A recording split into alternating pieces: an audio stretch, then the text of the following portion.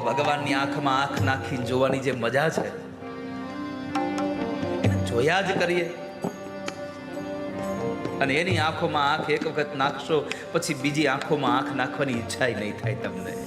એકવાર કૃષ્ણની આંખોમાં આંખ નાખીને તો જુઓ. પણ કરુણા એ છે, દુઃખ એ છે, મુશ્કેલી એ છે કે જ્યાં આંખમાં આંખ નાખવાની જરૂર છે ત્યાં આપણે આંખ બંધ કરીને ઊભા રહી છે. જ્યાં મંદિરોમાં જઈ અને મૂર્તિને દિવ્ય રૂપોની એ કમળ નયનમાં એ આંખોમાં આંખ નાખી અને જોવાનો આનંદ છે, ત્યાં આંખો બંધ કરીને માગવાનું ચાલુ કરીએ છીએ. અને જ્યાં આપણે જોવાનું નથી ત્યાં ચશ્મા ચડાવીને જોઈએ છે, હજી દેખાતું નથી બરાબર. તું મારો થઈ જા, હું તારો થઈ જાઉં, રંગ યને રો લાગે. તું મારો થઈ જા, હું તારો થઈ જાઉં, રંગ તને રો લાગે.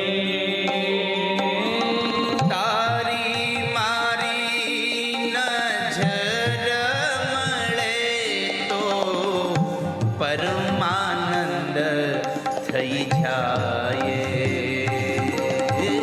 તારી મારી નજર મળે તો પરમાનંદ થઈ જાય.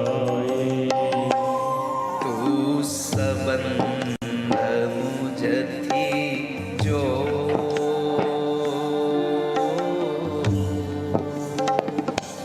તું સંબંધ મુજથી જો, શરણ હું તારે આવ્યો છું.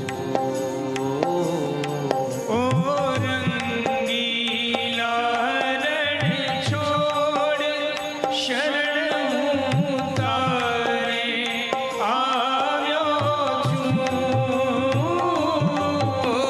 રસ ભીના રણ છોડ, શરણ હું તારે આવ્યો છું. રસ ભીના રણ છોડ, શરણ હું તારે એટલો ભરોસો રાખજો વાલા વૈષ્ણવો કે તમે એકવાર ભગવાનના ભરોસે ભગવાનના શરણે વયા જાઓ, તમારો ભરોસોય નહીં તૂટે અને તમારી આબરૂય નહીં જવા દે કોઈ દિવસ. એકવાર પ્રભુના શરણે જતા રહો. મેવાડમાં જ્યારે મીરાબાઈને ઝેર આપવામાં આવ્યું અને મીરાબાઈ નીકળી જાય છે, પહેલી વખત નીકળીને વૃંદાવનમાં ગયા. પણ મેવાડમાં જ્યારે અનિષ્ટ થયા, ન વરસાદ વરસ્યો અને દુષ્કાળ પડ્યા, એટલે મેવાડના બુદ્ધિશાળી લોકોએ એના મહારાજને કીધું કે મહારાજ, મીરાબાઈ ગયા ત્યારથી આ બધું થયું છે, પણ એક કામ કરો, મીરાને લઈ આવો તો કદાચ મેવાડની દશા સુધરવી હોય તો સુધરે, નકર સંભવ નથી. સમજાવી કારવી ખબર પડી કે મીરાબાઈ વૃંદાવનમાં છે, એટલે બધા લોકો ગયા અને સમજાવી કારવી મીરાબાઈને ફરી પાછા મેવાડ લઈ આવ્યા. વૃષ્ટિ થઈ અને ફરી પાછું જનજીવન સરળ બન્યું. બીજી વખત એનું અપમાન કર્યું. મીરાબાઈ મેવાડ છોડી નીકળી ગયા, સીધા દ્વારિકા આવ્યા છે. દ્વારિકામાં આવી જગત મંદિરમાં જઈ અને ભગવાન ઠાકોરજીના દર્શન કરી અને પહેલી પ્રાર્થના કરી, ઠાકોરજી, વૃંદાવનમાં આવી અને તમે મને પાછી મોકલી હતી, પણ આજ મારી પ્રાર્થના એટલી છે કે હવે પાછી ન મોકલતા. કેમ? આ મીરા જીવશે ત્યાં સુધી દ્વારિકાની બહાર હવે પગ નહીં રાખે ક્યારેય. જ્યાં સુધી મીરા જીવે ત્યાં સુધી દ્વારિકામાં રહેશે, બહાર નહીં જાય. અને રોજના માટે સવાર અને સાંજ મીરાબાઈ મંદિરમાં આવી પગે ઘૂઘરા બાંધી અને ભગવાનનું નૃત્ય નાચે, પરમાત્મા સામે નૃત્ય કરે. એમાં બરાબર ફરી પાછી મેવાડમાં એ જ દશા થઈ. ફરી પાછા દુષ્કાળ પડ્યા. કોઈકે કીધું મીરાને લઈ આવો, હવે કોણ જાય? કોઈ મીરાબાઈને લેવા જવા તૈયાર ન થયું. એક બ્રાહ્મણે કહ્યું કે હું મીરાબાઈને લઈ આવું. સમાચાર મળ્યા કે મીરાબાઈ દ્વારિકામાં છે, એટલે દોડતા દોડતા એ ત્યાંથી નીકળ્યા છે.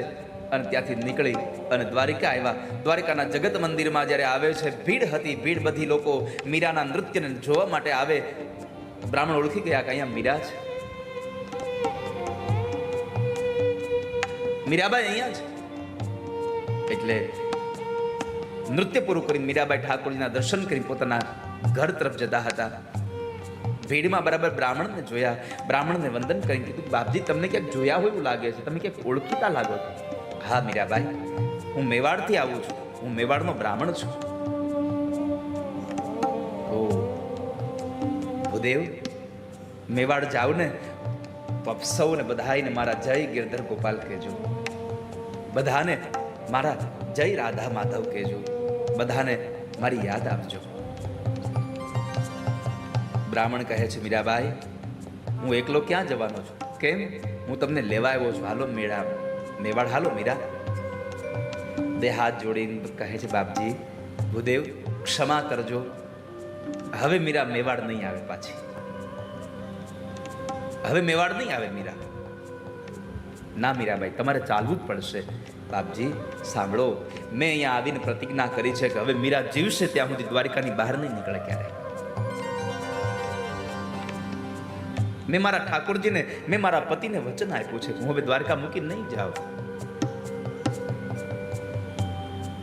મેરો તો ગિરધર ગોપાલ દૂસરો ન કોઈ, જાકે શિર મોર મુગુટ સોહે સો મેરો પતિ હોય. આ દુનિયામાં ઠાકોરજી સિવાય મારો કોઈ પતિ નથી. એવા વરને વરીને હું શું કરું જે આજ જીવે ને કાલ મરી જાય. હું તો વરુ એવા સુંદર શામને કે મારો ચુડલો અમર થઈ જાય. મીરા તમારે આવવું પડશે. બાપજી ક્ષમા કરજો, મીરા નહીં આવે હવે.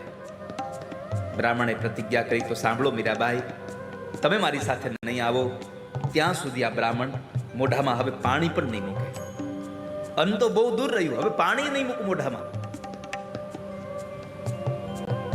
ત્યારે 1 દિવસ 2 દિવસ 3 દિવસ આમ કરતા કરતા 7 દિવસના લાંઘન લાગ્યા છે. બ્રાહ્મણનું મોઢું હવે તાળવું સુકાવા લાગ્યું છે.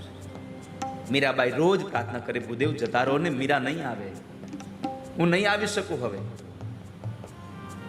7મા દિવસે માંડ માંડ કરીને બ્રાહ્મણ કહે છે, મીરા નહીં આવો તો હું મરી જઈશ, તમને લીધા વગર નહીં જાવ. હવે મીરાને ભય લાગ્યો કે નહીં જાવ તો બ્રાહ્મણ મરી જાય તો બ્રહ્મ હત્યાનું પાપ મને લાગશે, અને જઈશ તો મારી પ્રતિજ્ઞા તૂટે, કરું શું?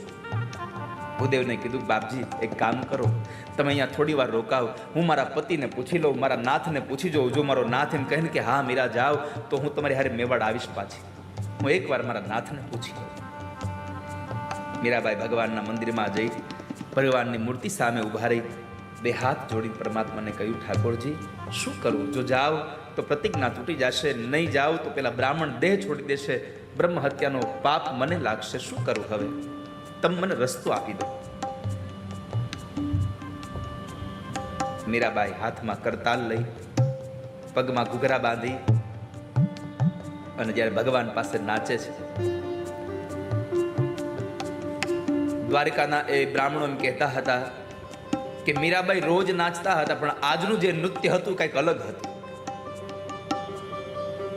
તન્મય બની, પાગલ બનીને મીરા નાચે છે.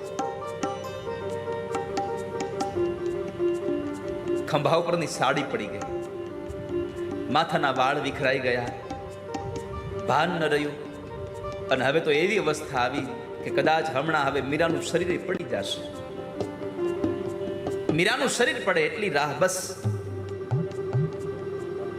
લોકોની આંખ મટકું મારતી બંધ થઈ ગઈ છે. જેટલા લોકોના મોઢા ખુલ્લા હતા ખુલ્લા રહી ગયા, બંધ ન કરી શક્યા. અને એવા સમયે મીરાનું શરીર પડે એની પહેલા જગત મંદિરમાં ભગવાન દ્વારિકાધીશની મૂર્તિમાંથી 2 હાથ લાંબા થયા અને મીરાને આલિંગન આપી અને મીરાને પોતાની છાતી લગાડ્યા છે. ધીમે ધીમે કરતા મીરાને પોતાના શરીરમાં સમાવી દીધા છે ભગવાને. એક દ્વારકાના જગત મંદિરમાં મીરા સહદેહ સમાઈ ગયા અને એક જગન્નાથપુરીમાં ચૈતન્ય મહાપ્રભુ હરિબોલ હરિબોલ હરિબોલ કરતા કરતા સમાઈ ગયા ભગવાનમાં.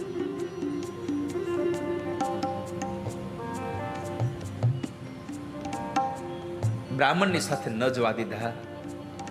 ન મીરાની આબરૂ ગઈ, ન બ્રહ્મ હત્યાનો પાપ થયું, ન મીરાની ટેક તૂટી. કેમ?